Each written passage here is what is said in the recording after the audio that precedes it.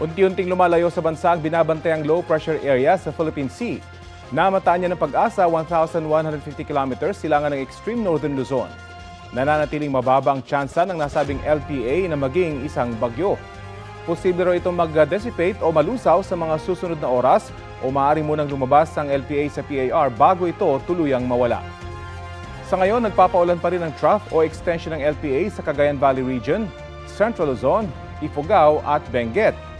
Apektado muli ng hanging habagat ang Metro Manila, Calabar Zone, Mimaropa, Camarines Provinces, buong Visayas, Zamboanga Peninsula, Northern Mindanao at Caraga Region.